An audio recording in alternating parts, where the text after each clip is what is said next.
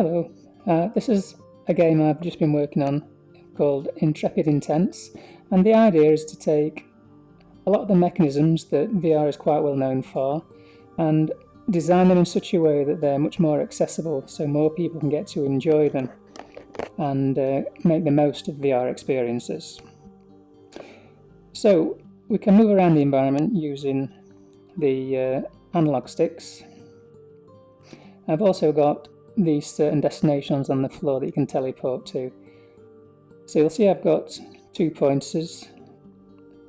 You can use just one controller in the game, you don't have to use two, and they're colour coded to the gems that are floating in front of your hands. So if I just hold that pointer over the icon, a progress bar goes round and I will teleport to it. And if I hold a button down, any button will do, trigger, grip or any button, that goes a lot faster so you can move around more quickly. And this little teleport will take me on to the next level. So that's how we're going to move around. So next we can start interacting with things. So the idea of the levels is that you've got these little missing statues, and to activate the exit we need to find and replace those statues. So this is one of the little guys up here. So you'll see there was a different icon there above his head saying that I could grab him. So he's now attached to my hand. I can move him around. But I don't have to reach out and grab him. That was just doing a remote grab. So I can teleport over here now. And you'll see now there's an icon saying I can drop him. So again, minimal movement of my hands. And I can just stick him on the pedestal.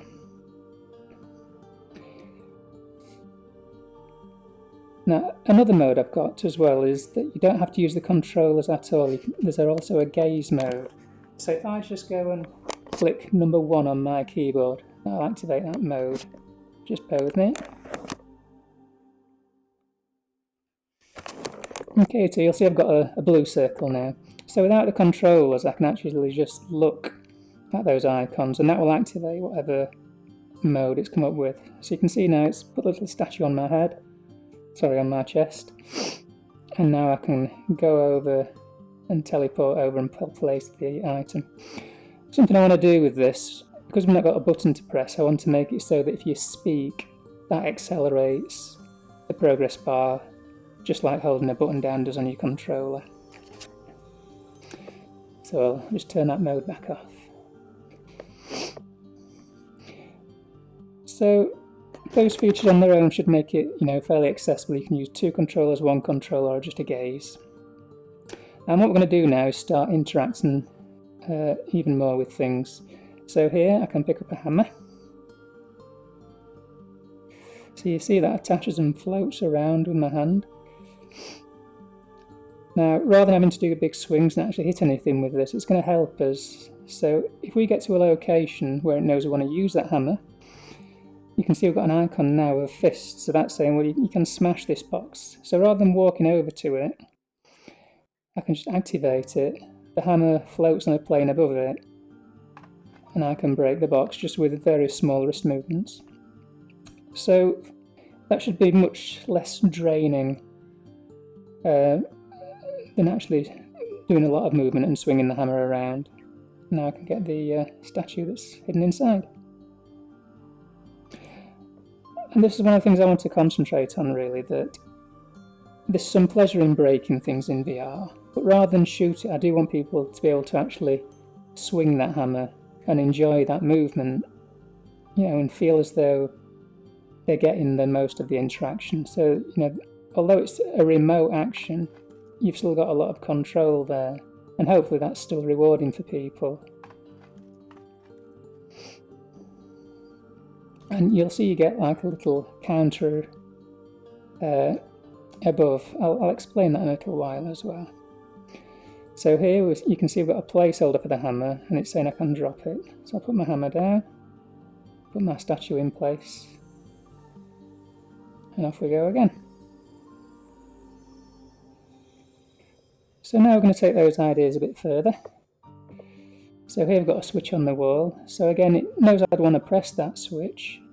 So all I need to do is point at the icon. So you don't point at the switch, you point at the icon, give it a click, and you can see my little gem goes and clicks the button for me and just does a remote action for me. So I'll have my hammer, break my box for fun.